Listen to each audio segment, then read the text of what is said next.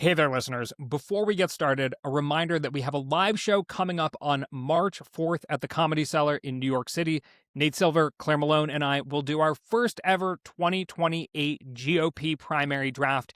It's also the day after the high drama Texas primaries, so we're going to have plenty to say about that as well. It's going to be plenty of fun, so grab a beer, grab a ticket. I'll drop a link to the tickets in today's show notes, and we really hope to see you there. Hello and welcome to the GD Politics Podcast. I'm Galen Druk. If you've been enjoying your long weekend, I apologize for the potentially panic-inducing content of today's episode.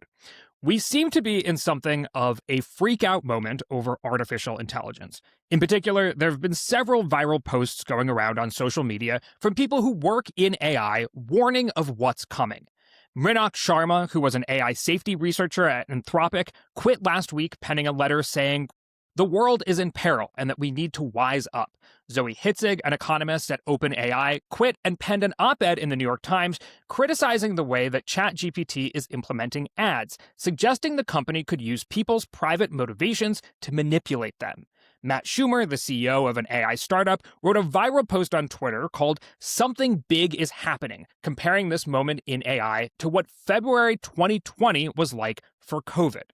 As far as the markets are concerned, software stocks have fallen 15 to 30% over the past month in reaction to new AI developments in coding. So today we're going to talk to somebody who's been using data to track AI's effects on the world so far, particularly when it comes to work. John Byrne-Murdoch is a columnist and chief data reporter at the Financial Times and friend of the podcast. Welcome back to the podcast, John. Thanks, Galen. Great to be here. It's great to have you. Also, in case AI panic isn't enough for one episode, John's also been doing a lot of work recently tracking Democratic backsliding in the US and around the world. So, fittingly for President's Day, we're going to get into his research on that. And perhaps we'll even ask if the two causes for panic, AI and Democratic backsliding, fit together in some way. But we're going to start with AI for now. So, John, in your estimation, why is this AI freakout happening right now? Well, I think a lot of it comes down to the explosion of agentic tools. So we've obviously been talking about this in a big way ever since ChatGPT came out in late 2022. But it was mid last year when the agentic tools like Claude Code, Codex, that kind of thing really took off. And I think that is just a huge step change in terms of what you experience as anyone using this stuff. In terms of you're seeing it now just get on with stuff, just do stuff right in front of you, which obviously wasn't the case with the chatbots. And then simultaneously, obviously, the people working at these companies are now using these tools to recursively improve and build stuff, again, at just a much more rapid rate than what we were seeing. So I think for me, it's that shift from standard LLMs to agentic LLMs, which for users and builders alike has been a real step change in the experience. Does the current freakout, and I guess freakout seems to suggest almost that it's not warranted, and I don't mean to make that assessment. Perhaps it is, and maybe we'll try to figure that out through the course of this conversation.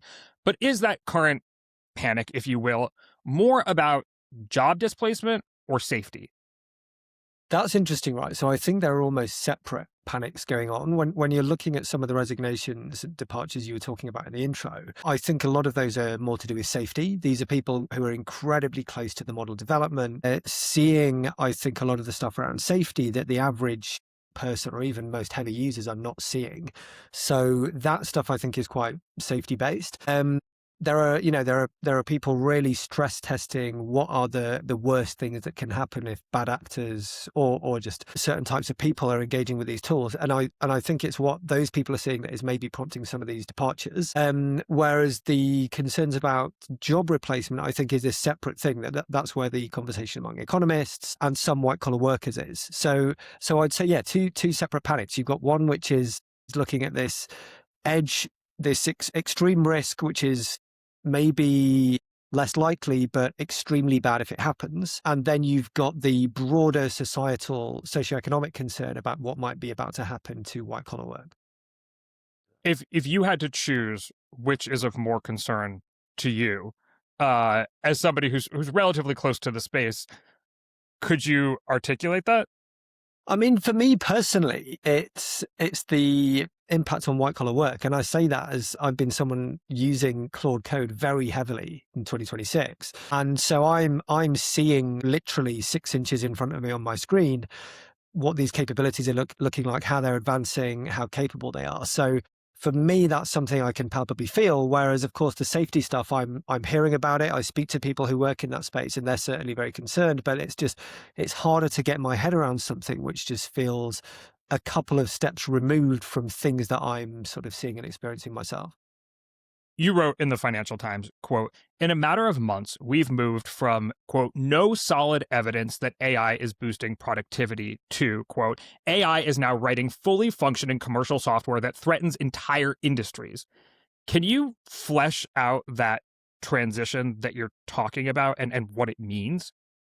Yeah, I mean, the piece that appeared in was one where we were essentially revisiting an analysis that had been done late in 2025, where a skeptical software engineer had said, "Look, I'm hearing all this stuff about AI, about LLMs helping software developers do loads more. Everyone in my sort of community is talking about this. So let's ask the question of what that would look like if it was true." So he analyzed activity on GitHub, the coding repository. He looked at new website creation, new app launches for iOS, that kind of thing, and essentially saw a series of flat lines. And what we thought we would do is come back to that a few months later and look at those same metrics, which had been used then as evidence that this was all not happening, to see what they look like now. And they all now show these very, very clear upticks. So the argument that nothing's happening here, I think just is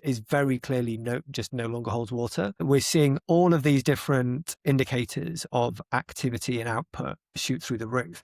Now, there's obviously a separate question of, does more mean better? If more stuff is being produced, but it's lower quality than what we saw before, is that actually a boost in productivity? Could it even be net negative?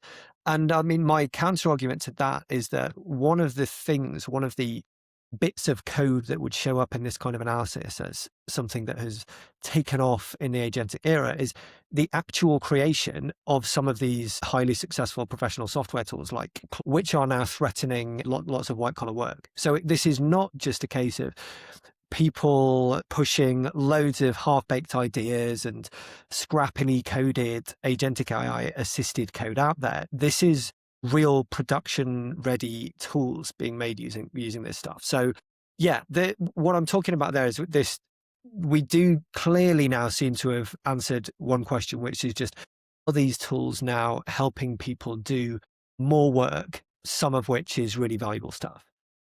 Yeah, and I think what you're talking about there is the idea that Claude Code created Claude Cowork in 10 days all on its own. And Claude Cowork is now at least sweeping the Bay Area, and you're seeing sort of these videos online of people lining up all of these mini Macs with a bunch of different agents doing essentially all of their work. It's almost like, a sort of robot farm of AI agents doing, I don't know exactly what they're doing, but they're coding. They now have access to the different apps on your computer and can make them work together. Like, for people who are not fully familiar with this, and I'll say, even until I started preparing for this conversation, I had never seen those, and this is a new development as well, those videos of the mini Macs basically doing everyone's work. What kind of stuff are they doing? Apart from the kind of canonical example of Claude Cowork, how are these agents getting put to use?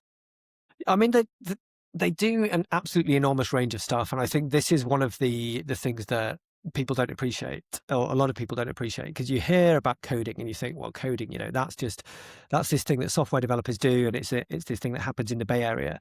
But I think if you take a step back, essentially anything that happens on a computer or via a computer involves code, right? So when you put together a slide presentation or draw an illustration or write a document, all of these things, ostensibly you're moving a cursor or typing on a keyboard, but ultimately the interface between that and the end result is code. So anything that can be done on a computer can be done by code. So that means a huge range of white collar work can be done this way. So editing documents, searching the web, putting together research, checking the veracity of various things, doing calculations, all of this stuff is on a very abstracted level code. And I mean, I speak to lawyers who are using this stuff now, like and trusting it.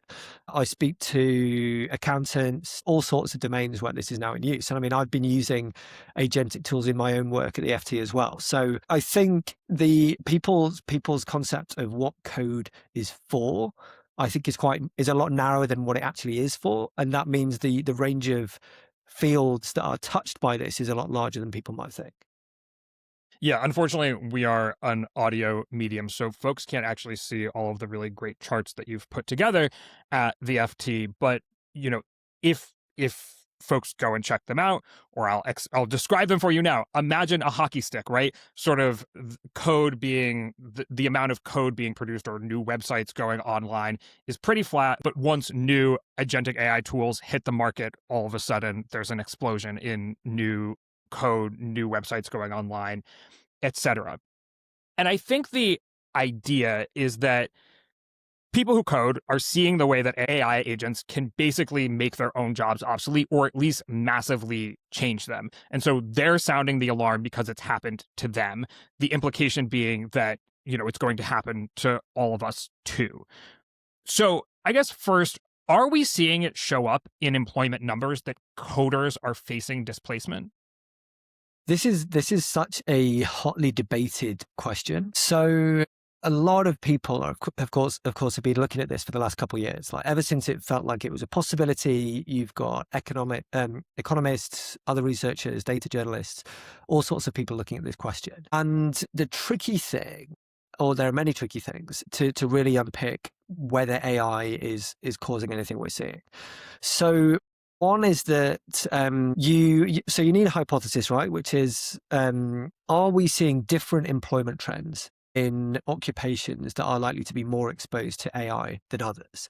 So that requires you to know, like, right, which occupations would we expect this to show up in? So people have had various attempts at coming up with this. There are various indices of AI exposure. And so the basic analysis is, right, are the most most AI exposed jobs seeing worse employment trends than the least exposed? And this, again, the answer to this question varies. It varies depending on exactly when you look. It varies according to different countries. And you get some relatively high exposure jobs that are seeing bad trends. Some are seeing more positive trends. You also see different trends according to whether you look at younger or older workers. So there are so many ways of cutting the data, and those each yield slightly different results. The biggest smoking guns we've had on this is from work by people like Eric Brynjolfsson at Stanford and a couple of other US researchers who have used really, really fine-grained data and said, if you drill down to occupations like software and you drill down within those to the youngest workers, then you see that the number of like 22 to 26-year-old software engineers, for example, has trended downwards at a time when employment in other occupations and among older software workers has trended upwards. So that's a solid smoking gun. The problem you then run into, though, is something else that is true of software, as well as it being exposed to AI, is it's heavily exposed to changing interest rates. And what happened a few months before the launch of all the AI tools was the sharp hike in interest rates. That caused a big pullback in hiring in occupations like tech. And so you've got a competing hypothesis that would fit very neatly with that same data, and it wouldn't be to do with AI. So again, people have responded to that and used more fine-grained analyses, and it's Eric Brynjolfsson's team who I think have done the best, most rigorous work on this, where they try to control for what's happening with interest rates as well, and they still do see a suggestive evidence that young software engineers are having a tough time because of AI. So yeah, there's a huge amount of attention going on to this. Different analyses give different results. I think my synthesis of it would be There are some signs that something to do with AI might be happening, but because you have to adjust for so many overlapping factors and you have to look at such small pockets of the labor market, it is still in that sort of academic debate realm. There's certainly not the case that we're seeing clear sort of macroeconomic signs across one or more countries that AI is taking work. The idea behind the impact of AI on coding is that first, the goal was to make AI really good at coding so that it could help create future versions of itself and sort of cut the time in half again and again and again of how long it takes to create new AI tech. And so first it became really good at coding, but once it becomes really good at coding, it's going to become really good at everything else. Legal research, accounting, all of these kinds of things. And that it's just a matter of time before whatever impact we might see on, say, the youngest coders will have an impact on the youngest accountants, the youngest lawyers, et cetera, et cetera, et cetera. Other people say, the way that computer programming works is very rigid, very specific. It's like speaking its own specific language that won't become, the applicability is not one-to-one to how you can get an AI tool to engage in that kind of a world versus one that takes nuance and judgment and finessing and taste and people skills and all that kind of thing. So that the rate of displacement in the world of computer science programming will be much faster than AI's ability to displace many other fields, even including white collar work. Which side of the equation or which side of the argument do you fall on? Like, it's only a matter of time before AI gets just as good at being a lawyer as it is at being a coder, or there is something just wholly different about work outside of coding? Yeah, and that's a great way of framing it. I think the boring answer is somewhere between the two. I guess to sit a bit less on the fence, probably a little bit closer to the second. So I do think this is clearly... You mean journalists we're in the clear? Don't know if anyone's in the clear, but yeah, we've maybe got a little bit longer. I do think the fact that code either works or it doesn't, in a way that is not true of language or of various other types of knowledge work, I think that is an important distinction. Vibe coding, if you ask for these tools to build you an app that does something, it will build you an app that does something. Whatever is going on exactly in that code, it will do what you've asked it to do. The problem or the difference, if you ask it to do some research, some quantitative research for you, for example, is there are so many different legitimate ways that a particular piece of research could be done. And there are so many ways for things to sort of quietly fail or quietly go off down the wrong path without being quote unquote wrong in a sort of 2 + 2 = 5 sense, that it is less immediately threatening in those spaces, or it is, as you say, it just works in a very different way. So yeah, I think it's almost like the more clearly defined and falsifiable a task, a type of work is, the more it's in trouble. So that's why in law we're seeing particular types of relatively lower grade legal work come under threat. So just pouring over huge numbers of documents to find cases that are relevant to a particular case, and then sort of noting down where in the document that thing happened. Like, that is something that is quite clean and quite falsifiable. Whereas other types of digital knowledge work, that's less true. So yeah, I do think I don't think it's as simple as saying, right, what we've seen for coding, we're going to see with everything else. But I think the clean falsifiable bits of lots of other white collar work, of which it turns out there is a lot, are in trouble, right? So that's why we're seeing particular talk about things like accounting and auditing, which are not software, but they are still about falsifiable things, about following rules, about checking whether something is true.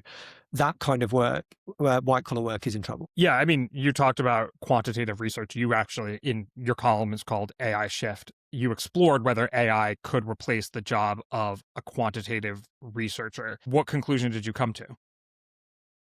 I mean, based on what we wrote and based on just that whole community has been really sort of getting into just getting its hand dirty with these tools. I think we're seeing something where the capabilities of the agentic tools are very impressive, but they do certainly still need their hands held. When people have tried to do things like just say, get an LLM and an agentic AI and tell it to just go off and do some new original research, generally it comes back with something that is sort of superficially plausible, often not incorrect, but would be considered fairly low grade in the sort of in the academic field that it's been done in. Whereas when people are using these tools sort of working hand in hand, getting them to automate or speed up large parts of their own research, then the sort of combined human plus AI output there is really, really high quality. So I think we're still in a lot of white collar works, we're still at this stage where the AIs are really impressive, but they're not yet at the point where they could just go off and automate an entire person's sort of output in a way that maybe they can start doing in certain bits of software. Yeah, I think listeners to this podcast will be familiar from the segment that we do called Good Data, Bad Data, Not Data, that, just because you've sort of collected data and can say, this number equals this, doesn't mean that it's founded on a compelling argument. Like, right, there's a lot of skill that goes into what questions you ask the data, the different sources you might pursue. Like, it takes a lot of judgment in knowing sort of, well, there are advantages to pursuing this kind of data versus that kind of data, revealed preference versus expressed preference, and the like. And I think it does take some, as we talked about, judgment or taste. Now, some folks in the AI world say the thing that really scares them is that AI is starting to show things like that feel like human judgment and human taste. Maybe our jobs aren't so safe after all, but I guess maybe only time will tell. I don't know. Do you have thoughts on the idea of humans actually replacing their own judgment and taste with agents? I mean, for me, this is just a very sort of hand-wavy answer, but I do think there's something about human taste that is different, right? That people care more about, or at least the AI taste filtered through a human seems to be given more value by us as a society than pure AI taste, as it were, right? I don't think we're yet seeing outputs where an AI has just completely decided what to do and done it, and people are saying, well, this is awesome.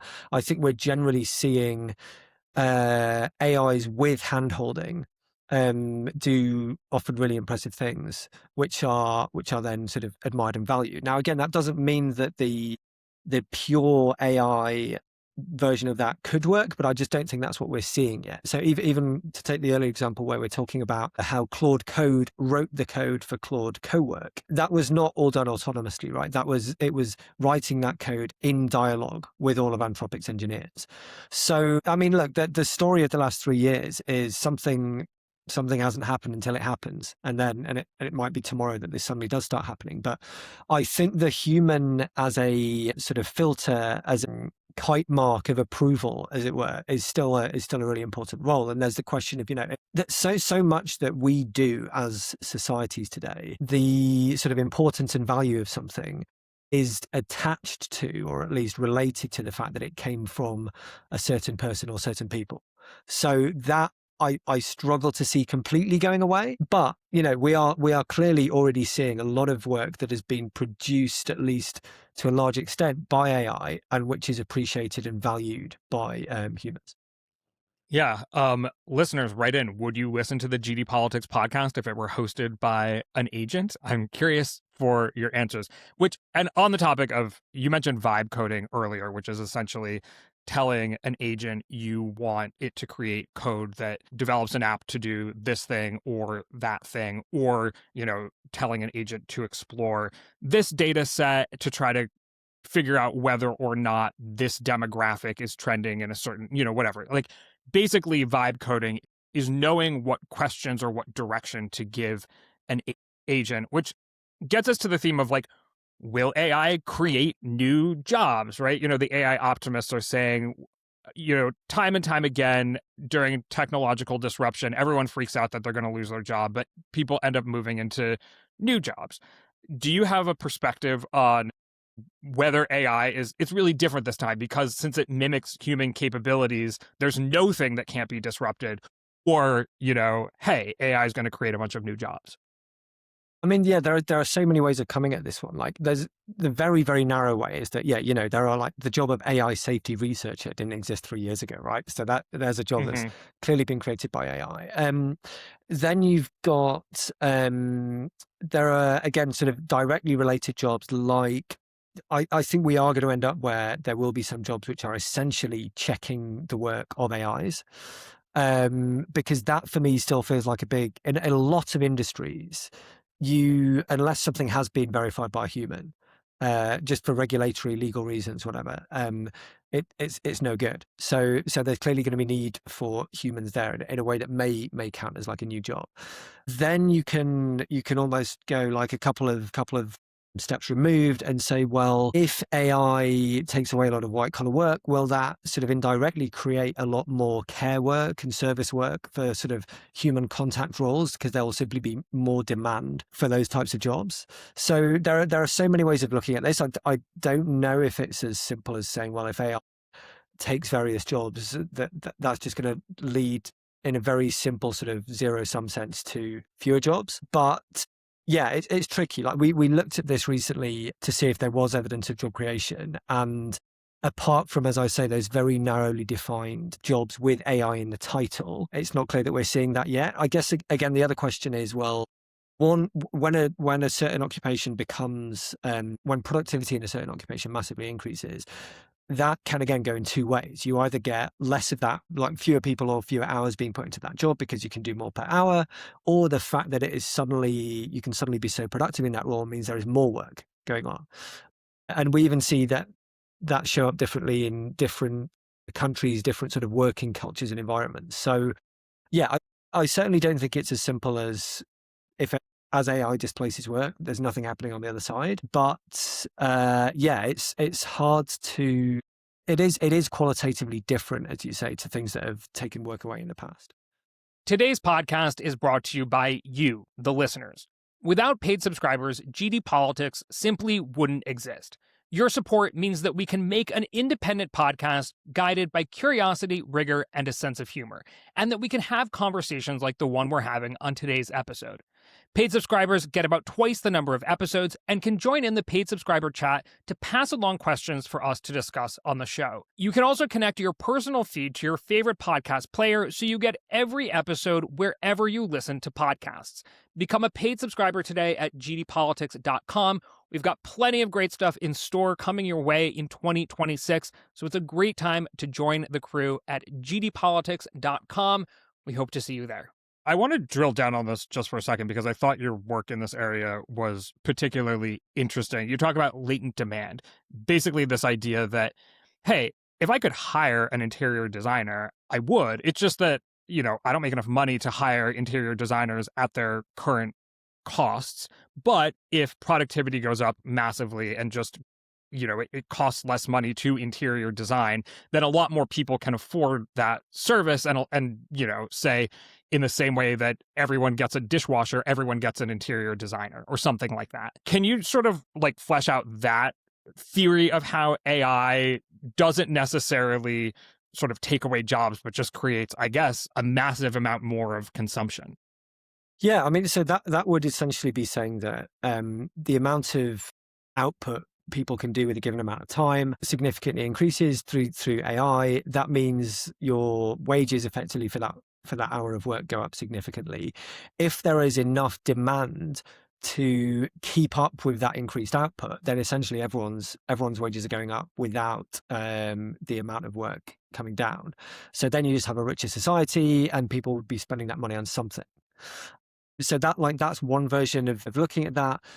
Another interesting version that a couple of people have brought up in our reporting is the idea that the vibe coding type uses of AI are essentially a gateway to people then wanting a more professional, paid for version of their thing they've just vibe coded. So one version of this might be people, and this is not advice from me, but people getting legal advice or talking through some legal or tax related thing with, say, ChatGPT. and then realizing, oh, right, there's a thing here that I should maybe do. And then they go and get in touch with an actual accountant or lawyer. So the AI tools You mean essentially the thing that humans have been doing with like WebMD and their doctors for the past, yeah, 15 years? exactly that, right? It's that, and yeah, the healthcare one's a really interesting example, right? Like, you can now get a lot more questions answered online about health, but that hasn't led to, certainly in any data or research I've seen, a drop off in healthcare utilization. If anything, some people are maybe discovering that there are more things they could go and ask their physician about. So there are lots of ways, certainly in the current place we are with AI, there are ways in which the fact that it gets you halfway there could actually lead to increased demand for paid for human services. You cover AI mainly from a work perspective, as we've discussed, but I'm curious, before we move on to democracy, how do you think about it all from a safety perspective? Honestly, I mean, I'm not massively in the weeds of this, but I guess there are two parts even of the safety discourse here. So the sort of X risk, the extinction risk, low percentage but catastrophic outcome stuff is something it just breaks my brain a little bit right now, to be honest. It feels so many steps removed from where we are. I understand it conceptually. We're talking about, for example, people being able to build biological weapons using these tools, that kind of thing. Well, that's one version of it. Of course, there are other flavors which are about an AI just taking over the world directly. I'm just not close enough to what's going on there to understand this, but I understand it enough to know that these are really serious risks. At least if we think about the first one, like the LLMs helping a bad actor make a lethal weapon. That's something we can all get our heads around. It's stuff that AI safety research labs are constantly testing and frequently showing that if you really, really, really, really try, you can get it to do these things. So I think that's absolutely something people should be concerned about. I guess a less lethal version of that is we're already, I think by most accounts, seeing an uptick in cybercrime, cyber attacks, which have been aided by using LLMs. So I think that stuff is a very real risk, and it's great that there are a lot of very, very skilled AI safety researchers working on that stuff. Then you've got the more micro level, which is things like AI psychosis. So people who are led down quite disturbing paths by their conversations with LLMs. And people will already have seen and heard of examples of this going catastrophically badly in terms of leading to people's lives ending. So that, again, is a real risk. And again, it's something that the safety teams are looking at. And both of these, the macro and the micro, are sort of very, very hard to guard against. The companies and the researchers and governments, I think, are doing as much as they can in that space. But based on, the snippets that we hear from out of these communities, these are still very, very real concerns that people who think about this a lot have. Yeah, I'm sure there are people who will say, the governments and the researchers aren't doing as much as they could. And that's, I mean, certainly in the US, we have a sort of more laissez-faire approach to AI under a Trump administration than we probably would under a Democratic administration. And I think, we're not really there yet in our politics, and it's taken us forever to even sort of tackle the effects of social media on society. So I don't know how quickly we'll get to the effects of AI on society, but certainly there's a whole other podcast episode for us to, have about the politics of AI regulation and whatnot. But I wanted to say, I know that you study a lot of social trends in addition to, I mean, this is a social trend in some ways, but like reading the news lately about AI gave me something of a similar instinct to the safety researcher at Anthropic who said he's moving back to the UK to disappear and write poetry. There's kind of an early COVID quality to it all where, part of you, even if you try to be rational about it, like wants to withdraw from the world. It's like, this is so overwhelming. It seems like there's so much change afoot. Even just that, like, how do you think about that instinct? What impact might that have on society? Just fear of the amount of change that we're about to experience.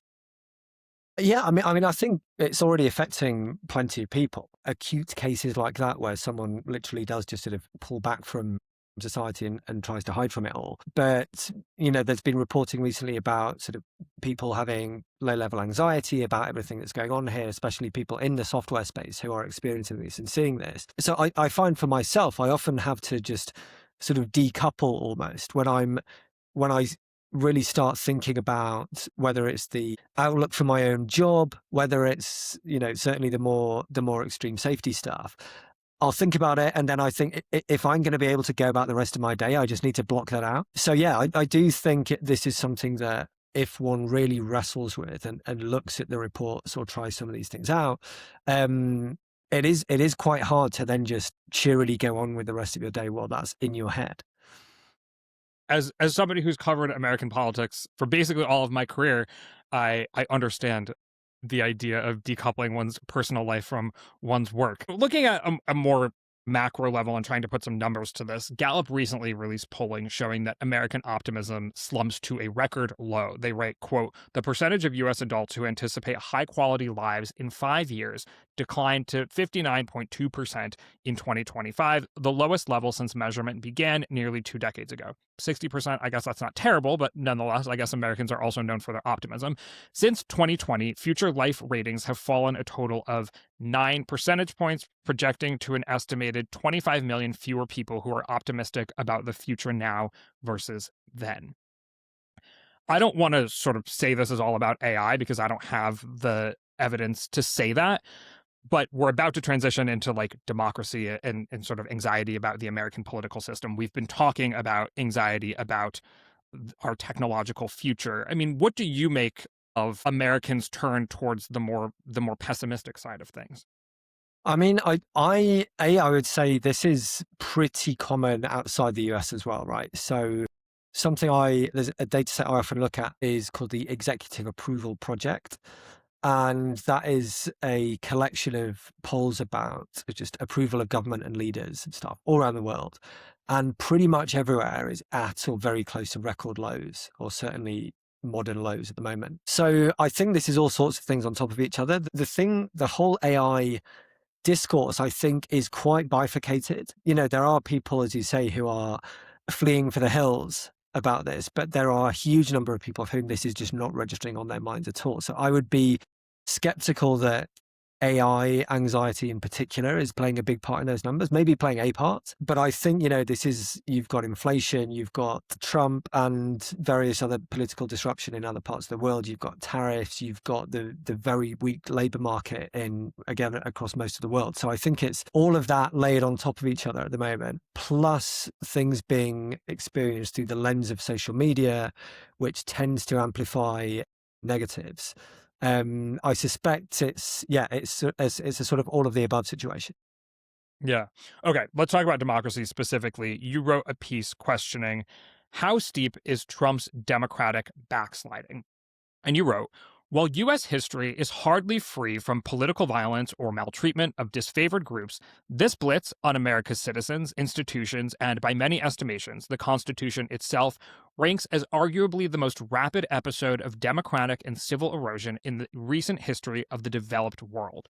Measured using objective criteria spanning 10 domains, including the use of state force against civilians, political prosecution, and the independence of the judiciary and civil service, I find that the U.S. slide during Trump's second term stands out as the most rapid in contemporary history. It outpaces the early stages of backsliding under Russia's Vladimir Putin, Turkey's Recep Tayyip Erdogan, and Hungary's Viktor Orban, where similar steps unfolded over several years. Okay. Fuck. How did you conduct this research? I mean, that it's a bold statement or conclusion that you're coming to. Of course, as we discussed already in this podcast, you had to make a lot of judgments about which events to include, how to measure them, and whatnot. So I'm curious, how did you get to that conclusion? Yeah, this was a piece I've been planning to do for a while and working on for a while. And various organizations and researchers have developed these sort of indices of democratic health and backsliding and that kind of thing over the years. But the drawback that these all have is they tend to be backward looking. They're basically telling you how things were going a year or more ago. So when we're dealing with something happening very quickly right now, you're looking in the review mirror is never going to be that helpful. So what I wanted to do was take the approach that these very well-established academic efforts have taken and adapt it into something that could do this in real time. So step one was coming up with this sort of 10 items, 10 categories to include here. So this needed to be something that was like methodologically legitimate, in line with what are generally considered to be indicators of democratic erosion. So you've got things like the integrity of elections, of the judiciary, media freedom, that kind of thing. But I also wanted it to capture broader sort of society and civil society problems, which pure democracy doesn't include. So things like the independence of central banks, which are obviously critical for economic health and security, and then things like violence against civilians, that kind of thing, which aren't generally in these indices. So I put together, like based on that research and a couple of my own additions, I put together this index. I then approached a few academics who are specialists in this space to get their sense of whether my list of items and specific definitions passed muster. They came back to me with like a couple of tweaks, which I made, because one key thing here when you're going to hang a strong claim off this is it has to be really as objective as possible. It can't be something where you think, well, I'll give America a score of 1 on this. It needs to be, did this happen or not?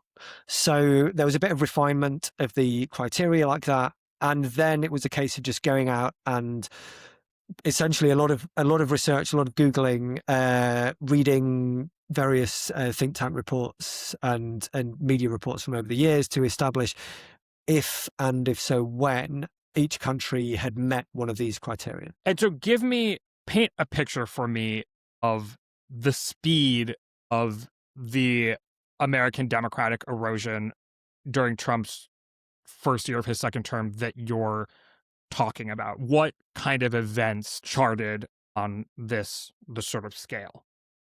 Sure. So, I mean, there were some things that happened, literally on the day of or within days of his inauguration back in January 2025. So there was things like the pardoning of the people convicted of political violence in January the 6th, right? I think because that has been talked about so much since January the 6th, several years ago, it almost feels like we're almost tired of that story now. But this is just not something that happens in normal functioning democracies, right? Pardoning of people who have committed political violence. This is something that happens in Russia and it happens in Hungary and it happens in Turkey, but it is really, really unusual. So that you had straight out of the gate. Then you had Trump removing legal protections from civil servants, so facilitating sort of mass dismissals of government employees.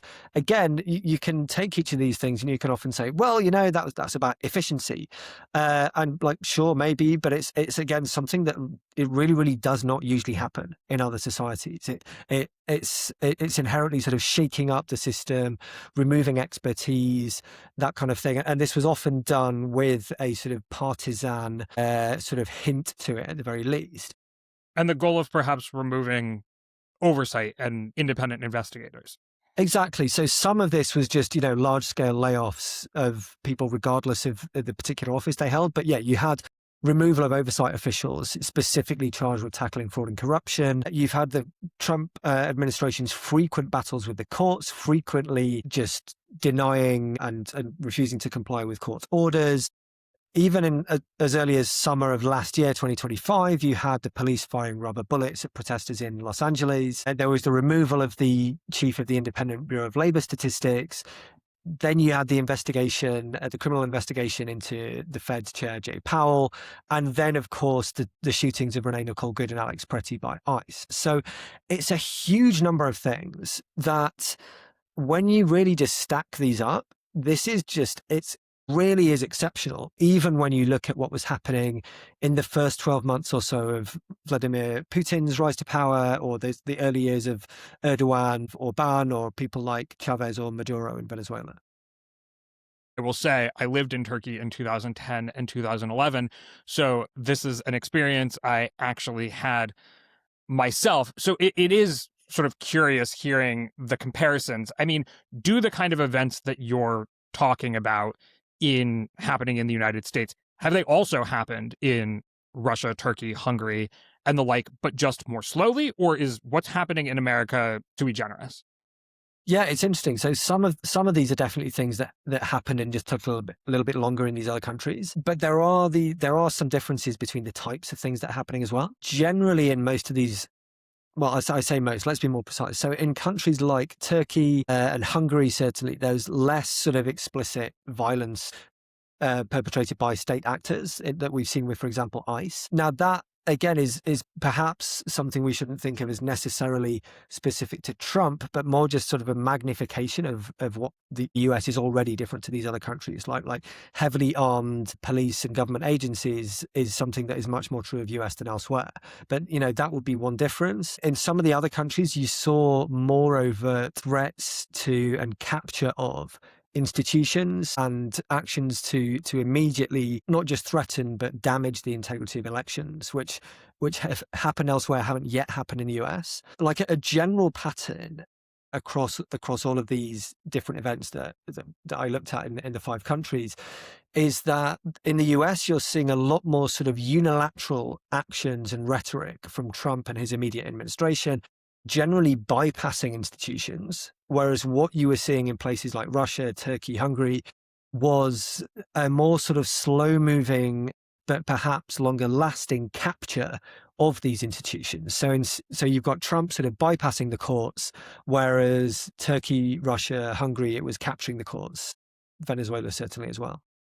Or at least attempting to bypass the courts and having success to greater or lesser degree, which actually gets us to an important second piece of your research. And I'll say, by the way, in the same way I suggested those hockey stick graphs that you can see in terms of the proliferation of code and website generation, there's some also really good charts that are associated with this research. And you can see that while some of the democratic erosion is happening more quickly, this is not to say that the United States is currently in the same end place that Turkey, Hungary, and Russia have ended up. It's just that the line drops more quickly. A cause for optimism in all of this is the resilience of American institutions, which you started getting into. So how did you measure that piece of it? So this was essentially taking each of the items, actions, things on the index, as it were. So this was 10 items and then 3 levels of severity for each item. So taking each of these actions and saying, right, was this committed by just a unilateral executive action which bypassed institutions and therefore, was perhaps very severe, but could theoretically be quite quickly reversed if there were then a change of power, for example, or reversed by the courts? Or was this something which used the institutions or took over the institutions in such a way that makes it harder to overturn? And perhaps just permanently tips the balance in someone else's favor. So you've had things like very early on in under Hugo Chavez in Venezuela, there were changes to the constitution and electoral system, which just made it much harder for Chavez and his party to then be removed from power later on. You've seen similar things in Hungary. And certainly in Russia. Whereas in the US, you're seeing a lot of fire and fury, thus far, if midterms were held tomorrow, for example, based on all the polling we have, it would not be a good result for Trump. So, and similarly, you mentioned the courts. There are a huge number of ongoing court cases against the Trump administration, and there have been several things over the Trump's the first year of his second term, where an initial action was found to be unlawful by the courts and was then reversed. Look at Kilmar Abrego Garcia, for example. So the US is different in the sense that most of the damage, the vandalism, whatever you want to call it, that has been done, it has been done in such a way that is not going to be as enduring, at least so far, compared to what we've seen elsewhere. Yeah. We like to talk about the United States on this podcast, but the U.S. wasn't the only subject of your investigation into the resilience of liberal democracy in the 21st century. And you asked sort of, is liberal democracy in decline everywhere? What was your conclusion? Yeah, well, I mean, everywhere is certainly a strong word. And every time we talk about democracy and liberals and Trump, you have to remember Canada, where Trump is almost single-handedly sort of propelling the liberals there and perhaps democracy forward. So it's not necessarily the same story everywhere, but there are various indicators, whether you want to look at some of these academic indices of liberal democratic health that I talked about earlier, whether you want to look at vote shares for sort of mainstream classical liberal parties, whether you want to look at trust in government, or even your optimism index earlier, we are seeing a lot of evidence in a lot of the developed world that however you want to define sort of liberal democratic societal socioeconomic health, as it were, things have not been in a great way over the last 10, 15 years. So yeah, I think this for me is just such a huge trend that we're seeing in so many places. I talked earlier about approval of governments and leaders just being steeply down to sort of decade-long lows in so many countries that, yeah, there's clearly something happening here that I think requires a lot of thought as to what's causing this and therefore how we might be able to reverse that. Yeah, I mean, one of the culprits that you point to is declining economic prospects, and that sort of as the rising tide lifts all boats, there's more trust in institution, trust of outsiders that is, conducive to stronger liberal democracies, and that as economic prosperity falls, the reverse becomes the case. I think the sort of first part of that equation is well documented during the 20th century, and I think we're learning to what extent the second part of the equation will be documented in the 21st century. Just to bring this all full circle, when we inject AI into all of this, I think a lot of people think that it's going to concentrate more wealth in fewer people's hands. Does that sort of exacerbate this liberal democratic decline doom spiral?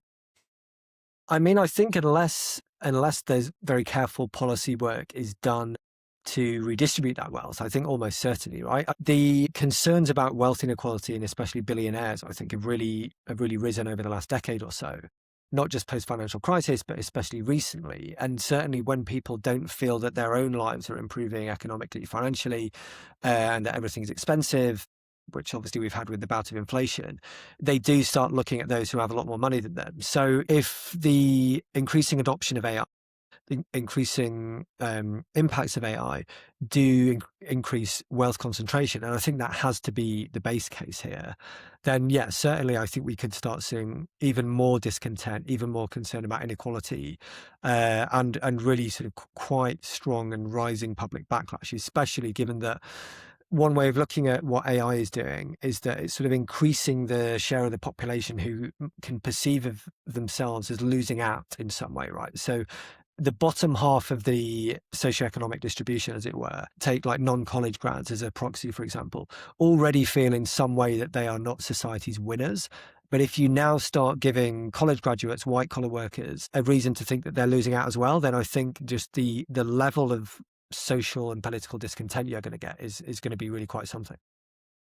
All right. Well, with that, happy President's Day. No, I'm kidding. If you want to sound a note of optimism at the end, you're more than welcome to. Otherwise, I think we've had a really good conversation here. I mean, my optimistic thing is I wrote last year about whether we've passed peak social media.